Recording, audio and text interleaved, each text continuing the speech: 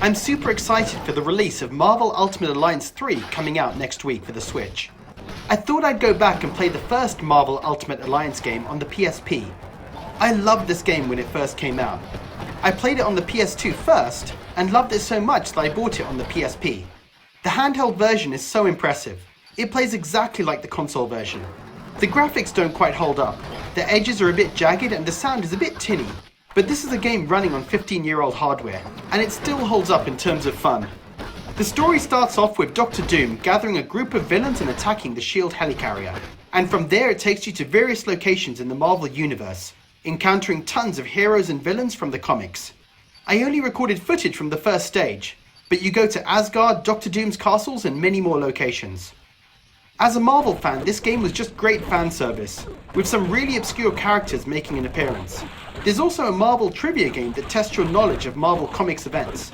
As a comics fan, I found I could answer most questions, although if you weren't reading comics back in the 2000s, you may struggle with some of them. The gameplay is pretty straightforward.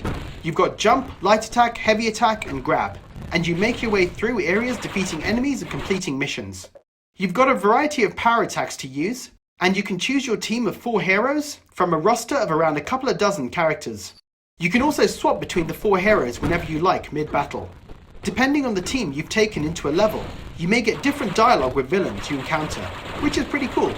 Beating up enemies is very button mashy, but it's also fun and addictive. There's so many options for leveling skills to power up your abilities. Figuring out how to balance your character abilities and finding and equipping new loot makes the game even more compelling to play.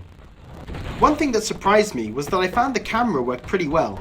Since the PSP has one analog stick, you can't control the camera, but the angle shifted automatically so I didn't lose my characters. Playing Marvel Ultimate Alliance on the PSP again after all these years, the game is still a lot of fun. Sure, the graphics don't quite hold up, but gameplay wise, I've really enjoyed it again, and it makes me even more hyped for Marvel Ultimate Alliance 3. If you have a PSP handy and you haven't tried it yet, then Marvel Ultimate Alliance is a really good game to play. There's also X-Men Legends 2, which is made by the same team and plays pretty much the same. It's also a lot of fun.